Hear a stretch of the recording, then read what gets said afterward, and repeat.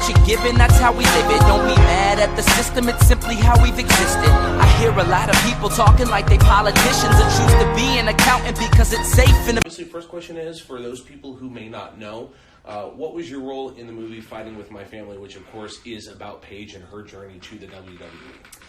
So, guys, I played the Divas champion for Fighting With My Family, and it was absolutely amazing because for so long I've wanted to be a part of the WWE, and, you know, I remember when they first were going to give me the Divas Championship, I was like, oh, this is going to be easy. It's just a photo shoot to, you know, hold the title. But as soon as I saw it and they brought it to me, I was like, oh my God, give it to me. This is amazing. It was really crazy. So it was nice to submerge myself into that character because I find a lot of similarities with her. So it was a whole lot of fun, I'll say that. Was this the first time you've ever acted in a movie? Obviously, outside of what you do with WWE, but was this your first major motion picture to be a part of? This is the biggest movie that I was a part of, absolutely. But I have acted in the past. I studied acting throughout high school and college, and I did one movie that I absolutely loved. It was so much fun. It's called Army of the Damned, and it was a horror movie directed by Tom DeNucci of Woodhaven Productions, and we had a cool mixture of people. So it was like Sully Erna from Godsmack, we had Tommy Dreamer, we had Joey Fatone from NSYNC, and like Tony Todd and Michael Berryman. It was a really cool mix of people. So it's not my first movie, but it was definitely close to my heart. So when you go into a movie that is obviously biopic on Paige, and to have a scene so critical in Paige's career, knowing that you had to watch that segment and reenact something that was so real and fans know, was it nerve-wracking preparing for that scene, or oh yeah. Just talk about that experience and how you had to watch probably that segment over and over again to not only reenact the match but what was said in the promo, etc. So it's funny that you say that because a lot of people thought that they dubbed her voice over mine. And I was like, well, thank you guys for thinking that I did such a great job with that. But no, it was just a lot of work. It was a lot of listening and trying to get my tone to match hers and to make sure that I had the same cadence in how she talked and how she moved and her little, like the way that she skipped and everything. It was just, I really wanted to bring her spirit to Fighting With My Family because we wanted to make it as authentic as possible. And whether that meant toning my accent down, whether that meant, you know, just hearing the promo over and over and over again. I think I might have heard it about 30 million times, but it was really cool. And I think too, it just made me feel more comfortable because that was the first time I was in front of a crowd that big before. And, oh man, even just talking about it, like my heart's going like this because I remember hearing the music and going, I have to do this. But the second, I stepped out there, it was like the WWE Universe just gave me a big hug, you know, because it was like, we want to see this, like, let's go. And it felt really, really nice to be a part of that. And funny enough, like, the beginning of the promo, like, I remember saying it so many times now that I don't remember it now. I remember bits and pieces of it, like, just to, you know, humor you guys. It was $2.95. For 295 days, I have been your Divas champion. The longest reigning Divas champion of all time. And a couple months ago, I tore the rest of the Divas a much-deserved new one. But I gave them a chance. I gave them 294 days to prove me wrong. And they couldn't. And last night, they proved that I am the hero of this story. Last night, it was AJ Lee versus the world. But it's always been that way. The odds were 13-1, and I overcame those odds. Just like I've been overcoming the odds my entire life. I've gone from being a poor girl from New Jersey to being the best diva in the world. I am the savior of your Divas division. I am the Divas division. There you go. Not doing it anymore.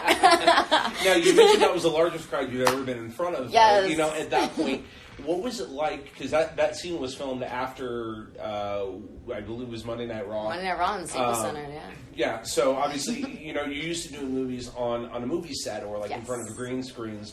And I know they brought some stuff in, but what was it like, you know, having Monday Night Raw and then going out and filming this movie about Paige in front of the WWE Universe?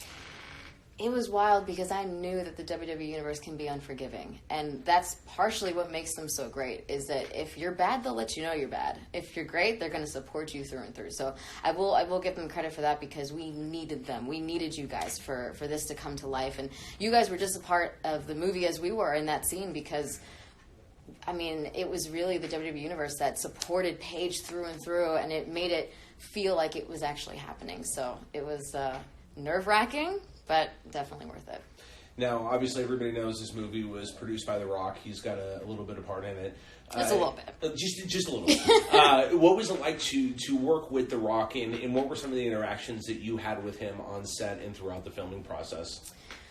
Well, he was the person to give me this role. It was, I remember at a time in my life, and I just actually talked about this on my Instagram, at a time in my life where I was literally down in the dumps and was at the end of my rope. I literally texted him, like, I don't know what to do anymore. Like, what advice can you give me? And he said, I've been working on something. Give me a couple days. And he called me and he told me, you know, we're doing this movie on Paige, and, you know, I want you to be my Divas champion. And I was like, oh, wait. Like, it took a second to actually grasp, like, what he was saying. But then as soon as I did, I was just crying, because I was like, man, nobody has believed in me as much as he has. And it was really cool. And throughout the whole process, he was there for me. Like, up until we went out, because I remember him saying, you know, move the crowd and make them feel this, like, show people what they're missing, and just, you know, show them who you are, and just show them what I've seen all along. And like I said, he has been there every step of the way. Like, I would wake up to morning texts like, you got it, like, you're the star, like, you got this, like, you can, you know. And obviously to hear it from him is insane, because, like, he was such a big part of my childhood, and my dad, he was his favorite wrestler, so it was such a cool, you know, Fighting With My Family is about your family and the wrestling business, something that we love so much in WWE, but it also plays a big part into me and my family too, so I think a lot of people can relate to it for that. And it's something we want to talk about in a minute, but also, again, everybody knows this is a movie about Paige, her family. Mm-hmm. What was it like working with Florence Pugh, who played Paige? And have you spoken with Paige about the movie, and what were her thoughts? What did she tell you about it? Yes, actually. I spoke to Paige at the Performance Center. Maybe this was after I got hired with WWE. This was maybe around, she was starting to come back.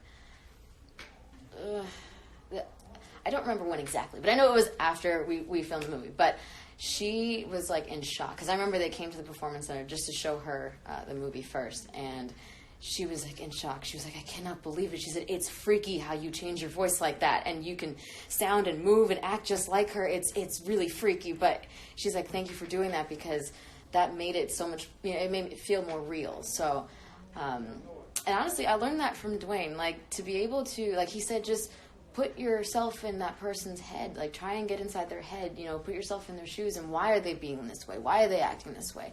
You know, is it a nervous tick? Is it a, you know, something? So I would study how she moved and how she talked and how she smiled and how weird it was. And, you know, it was just great. And that's how I was able to mold my voice to sound like hers. Because as of right now, I don't sound like her. But I can pretty much, like, if I listen close enough to somebody for a long period of time, I can start talking like them too.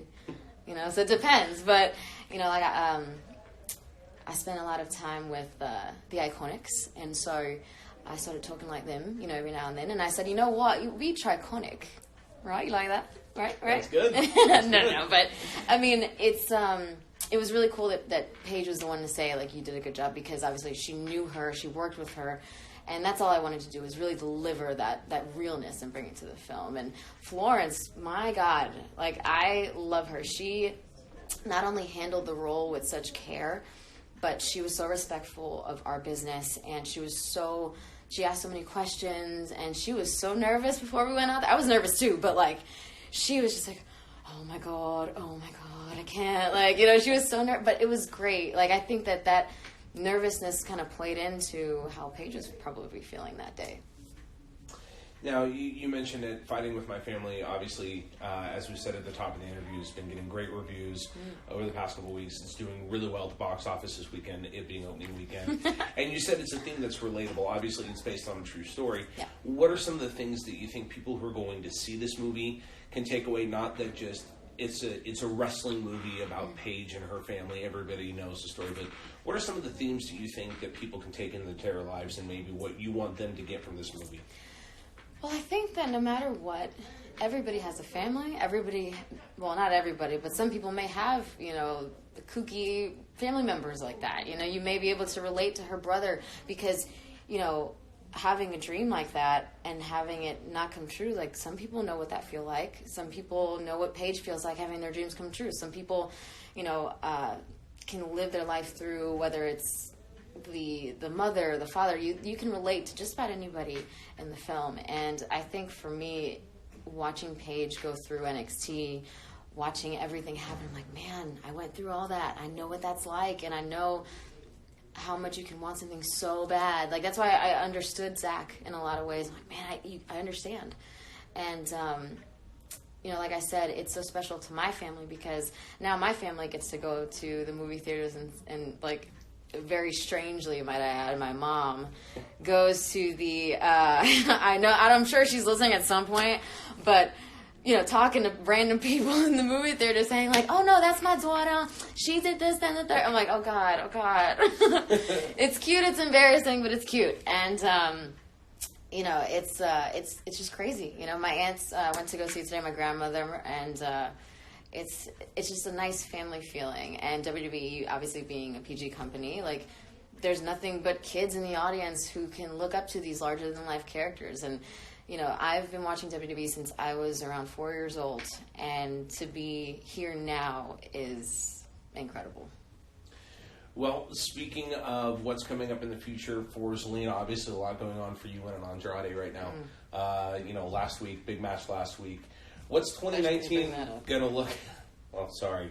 People wanted to know. They've been asking. People want to know a lot of stuff. They want to know a lot of stuff. They do want to know a lot of stuff. But, y'all are nosy. You know, obviously the match last week, it's been a big year for you guys. What does 2019 look like for you and Andrade? But haven't you heard? 2019 is the year of Tranquilo. So, I mean... We're not even counting last week. That's a fluke. That didn't happen. Erase it from your memory. You know, Men in Black, erase it from your memory, okay? Right now we're back on track with Ray. We weren't prepared for that. Yeah. We're back on track with Ray. That's where we need to be. That's where our focus is. I mean, we thought that Ray was going to come back. I mean, we thought that he was going to be the one to have us last week. So now it's just pushing forward with that. And, you know, I think the fun part for me is getting inside his head because, I mean, people's minds can be a fun place depending on how you play with it. So, I mean, I think it's no coincidence that Ray all of a sudden decides to call upon the powers of his mentor to help guide him during this time because Andrade threatens him. You know, so it's a nice little feeling, you know. All right, well, we thank you for your time today. Of course, talk about Fighting With My Family, and obviously a big year for you and Andrade coming up. But as we close this out, anything you want to say to your fans watching? Go see Fighting With My Family. Please let me know what you guys think. And the biggest thing I want to know from you guys is, how did it impact you? Because I know how it impacted me and my family, and I would love to hear your guys' thoughts. All right, Zelina, thank you so much for your time, and we'll have to do this again soon. Yes, let's do that. Thank you.